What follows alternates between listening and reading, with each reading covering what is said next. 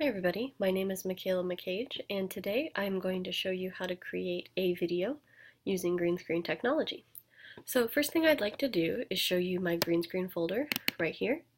So I'm going to double click in that, and as you can see I have all of my graphics for today along with the video that I created. So with that, I'm going to go ahead and open my Launchpad and click Adobe Premiere. Adobe Premiere looks like this, and it's really simple to use.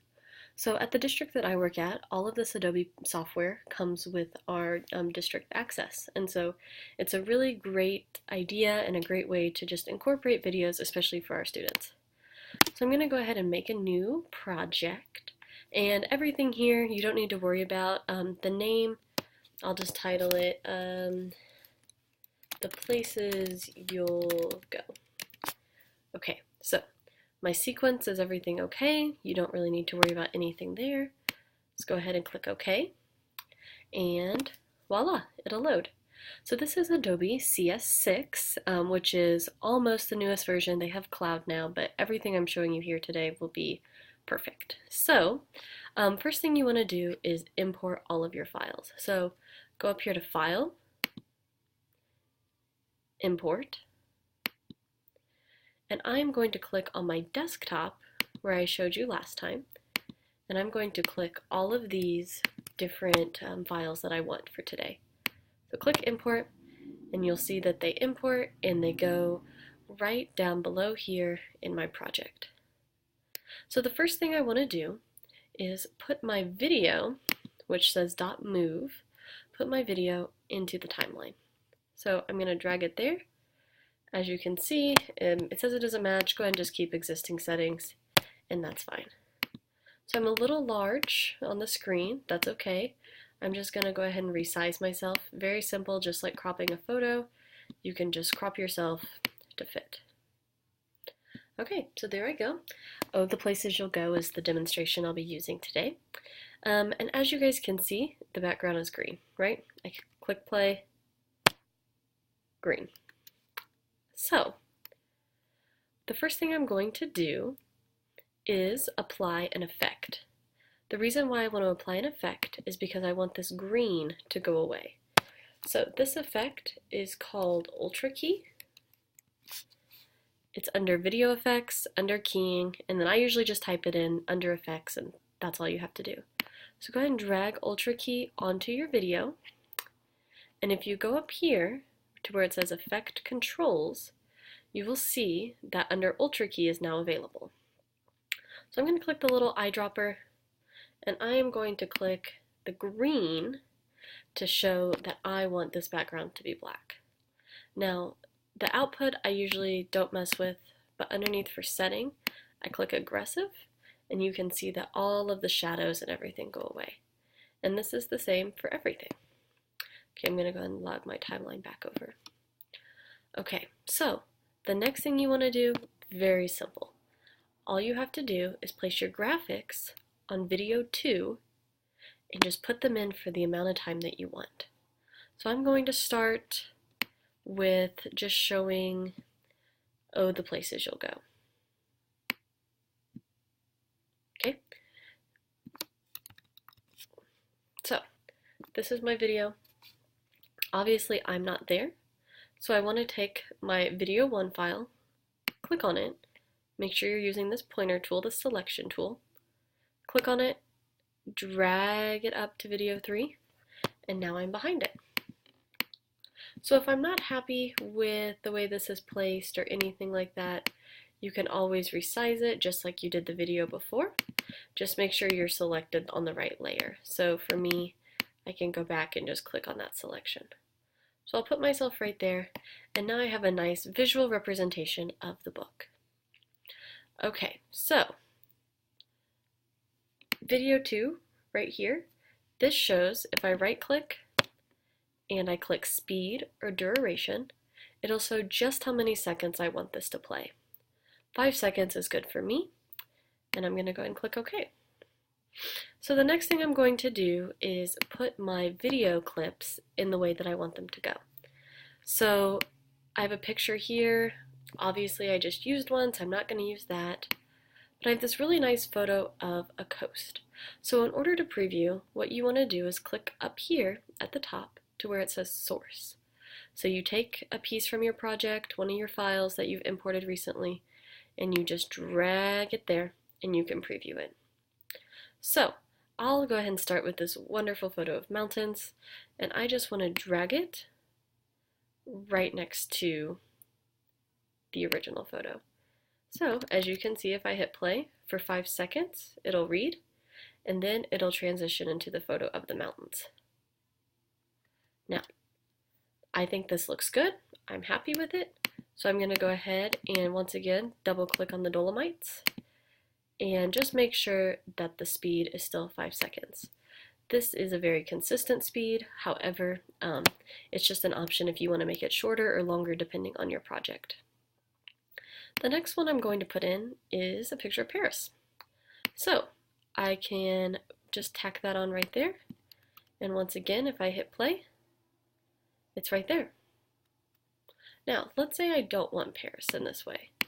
Well, I'll just double click. I have to move myself down first, and then I can drag Paris pretty much anywhere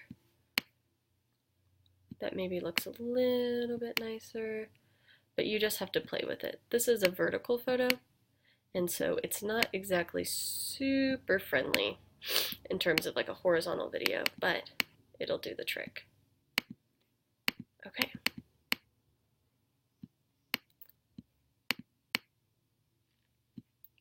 So like I said, you just have to play with it and see what works best for you. Now, the next one I want to do is this beautiful picture of windmills in Greece. So, I like it, I've previewed it, I'll go ahead and drag it. And once again, if I hit play and Paris plays out, it goes to the windmill photo. Now, the windmill photo is very large. So, I want to drag it.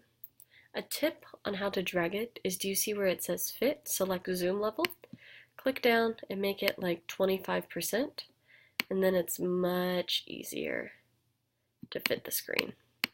I personally use this only when necessary, just because I don't like having to see in such a tiny screen.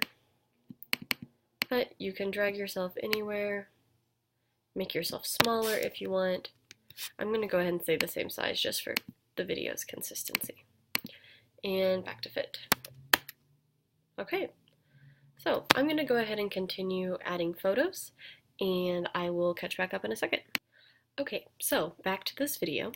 Essentially what's happened is, as I put the videos in, or the pictures of the different places around the world, you can see that they don't exactly fit the whole length of my movie.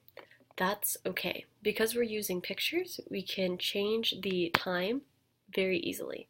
So I know that right here, I want to have this photo actually as the last one. So I'm just going to tack it in there and kind of space it out. Now with my coast one, I'm just going to put it right there. Pyramid, same thing. Oops. Go ahead and drag it on over, and I can space that out as well. Just kind of eyeball it. With the selection tool, you'll see that it's very simple just to grab things and drag them based on what you need. So as soon as you see this red bracket show up,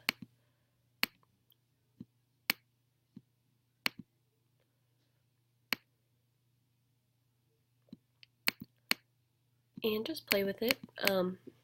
Nothing is ever perfect exactly, but with just a little bit of time, everything will space out. There we go. So, as you guys can see, before I'm done, you'll notice that there's this awkward little grainy bar as I go. I don't like that, and it just doesn't look right to me. So, in order to fix that, where you can see the screen, go ahead and pause, go back to Effect Controls where we were the first time, click on that movie, on video, the 3 line, and I'm going to go down to Matte Generation, which is right below here, and take the shadows all the way down.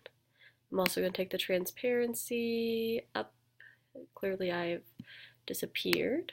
Take the highlights down and just play with those until you're happy and you can see that the green screen bar has disappeared. So that looks crisp. There's no necessarily right way to play with it, but highlight and shadow are always going to be the surefire ways to make sure that you can clean up any of that grainy piece. Okay, so I look to be pretty happy with my video, and I think I'm good. So what I'm going to do now is just go ahead and pause it, and I am going to get ready to export it. So I'm going to highlight everything just to make sure it's all in there. You go to File, Export, Media, and then the format's QuickTime. I always change it to H.264. That way it'll work on non-Mac devices too. And my preset, I want it to be as high quality as possible. So I'm going to go down and change it to HD P 29.97. That's the highest frame rate and quality you can have. Now, with this, go ahead and click Sequence 1, and I'm going to go ahead and put it in the desktop folder titled Green Screen for this project called Oh, the Places You'll Go Video. It's going to be a video file .mp4. Click Save and export. I forgot before I do that I can't actually use special characters. Now I can export. Okay, so this is how you export, and from there, that's all you have to do. So once the timer remains and it'll be done, we'll catch back up. Thanks.